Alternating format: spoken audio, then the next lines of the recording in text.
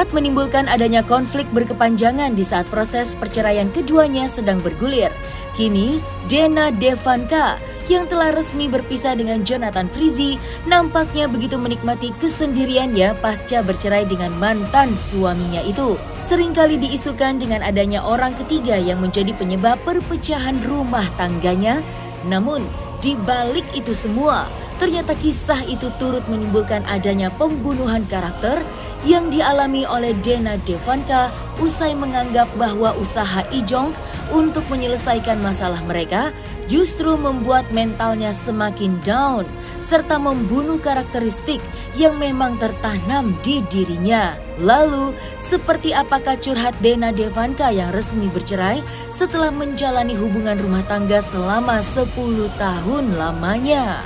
Pastinya efeknya pembunuhan karakter dan akhirnya menjadi image saya tuh jadi jelek gitu ya.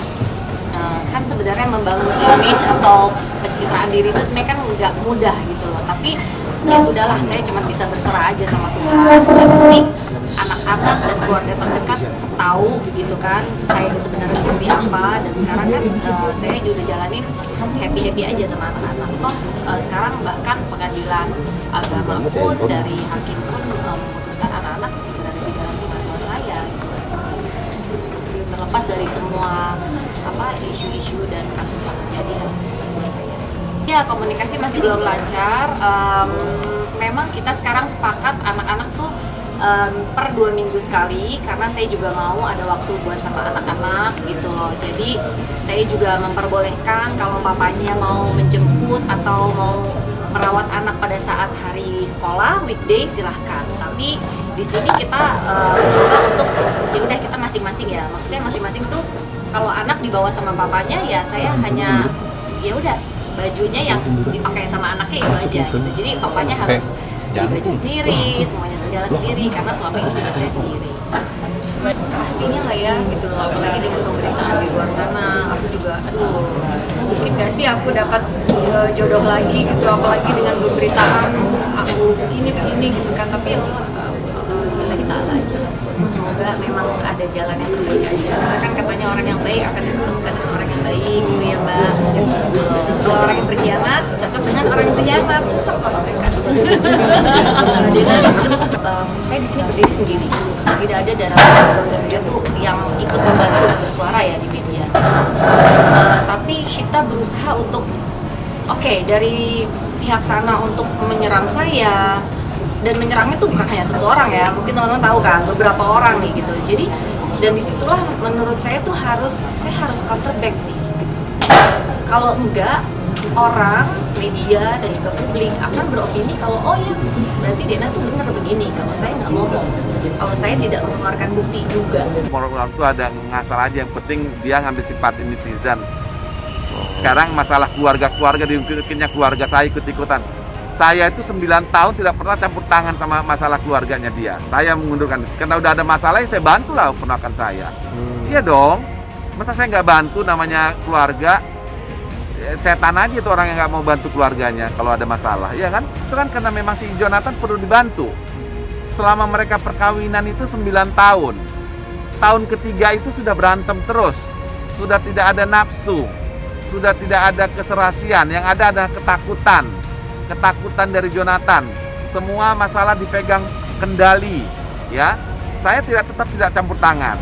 Setelah 9 tahun dia datang sama saya butuh bantuan saya, menjadikan saya orang ketiga yang masuk, saya wajar karena saya sudah menjadi orang tuanya sudah meninggal, abang saya. Jadi bukan saya masuk mengganggu keluarganya, memang keluarganya butuh pertolongan supaya berpisah, gitu loh. Nggak ada pemicu apa-apa sih Mbak. Terus sebenarnya kita udah ada pertemuan keluarga dari kedua belah pihak, dari pihak saya dan Dena gitu. Dan kita udah baik-baik sekali, damai sekali.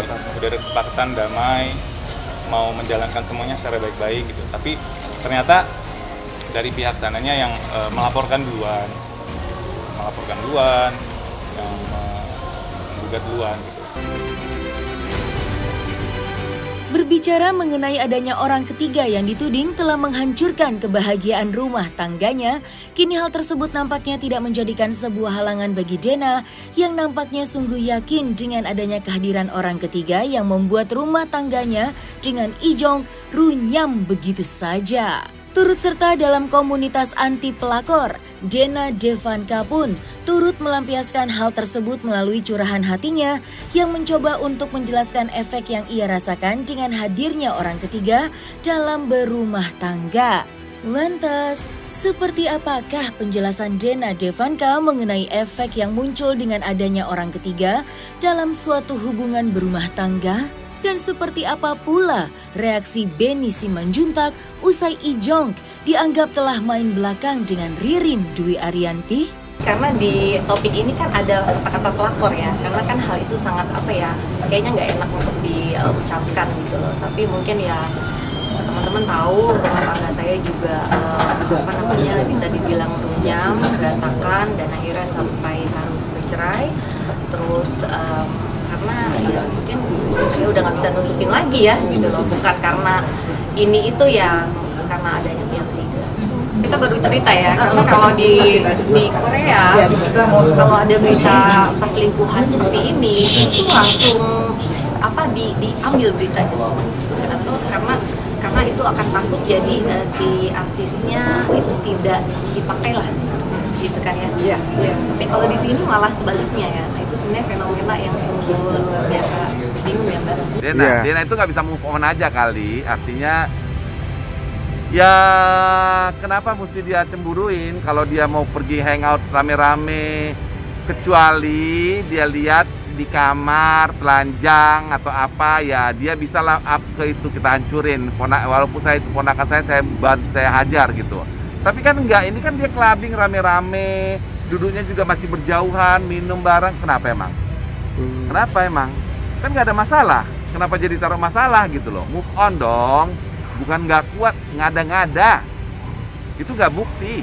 Kecuali dia berdua, duduk-dudukan, senggol-senggolan, atau itu ya dia bisa mungkin kan. Ngapain nih berdua? Ini rame-rame dan duduknya juga jarak, minum lambat terus semua, ngapain dicemburuin coba? Lagi apa urusannya? Urus aja anaknya, urus aja dirinya sendiri, ngapain dia? Nanti dia pulang-pulang malam, tiap hari pulang subuh juga nggak apa-apa, Jong, nggak ada masalah. Nggak ada. Kalaupun ada, namanya satu film, mereka berteman, lebih dari temannya wajar-wajar aja. Jong kan laki-laki, iya kan, dia kan udah duda, iya nggak? Si Ririn juga udah cerai, kenapa emang? Tapi kan mereka tidak melakukan hal yang tidak ini di depan masyarakat atau depan dia, kan nggak ada. Kan biasa-biasa aja, nyantai-nyantai aja di klub di mana-mana, wajar lah. Ini namanya Ijong, ponakan saya ganteng, artis, ya nggak apa-apa dia clubbing, hangout habis kerja. Nah itu dia sebenarnya, aku tertarik banget gitu loh kalau ada komunitas seperti ini pada saat tahun lalu ya Mbak gitu loh, mungkin aku akan join karena aku juga pada saat itu bingung mau sharing kemana, ya pastinya kita sharing ke ibu dan juga sahabat. Nah kalau ini kan mungkin akhirnya lebih bagus gitu loh, jadi kita bisa komunikasi secara, misalnya ada terapi dari psikolog atau segala macam gitu, jadi terarah lah gitu. Dan menurut aku ini hal yang positif untuk dilakukan gitu loh, dan semoga ya supaya tidak adanya ya pelakor-pelakor lah di Indonesia. Sebenarnya lebih kasihan, kita kasihan. Kenapa? Karena sebenarnya di dalam hati mereka juga tahu, mereka juga manusia dengan punya hati nurani, dan mereka juga tahu apa yang mereka lakukan itu adalah salah, membuat suatu keluarga hancur dan membuat suatu anak juga kehilangan hidup bapaknya. Dan itu mereka tahu mereka salah. Jadi kalau kalimat yang tepat sih kalau buat aku pribadi, aku melihat itu sebagai kasihan karena mereka tidak bisa mendapatkan kebahagiaan yang mereka cari dengan cara mereka sendiri dan milik mereka sendiri, sehingga mereka mengambil kebahagiaan dari orang. Apa ya? Worth it gitu loh, gitu. Jadi jangan sampai sudah diperjuangkan sampai hancur, terus akhirnya mereka nggak jadi juga gitu. Janganlah, harus saya doain biar jadi gitu loh. Jadi biar saya juga tenang hidupnya, nggak dirongrong terus, nggak direcetin lagi. Gitu.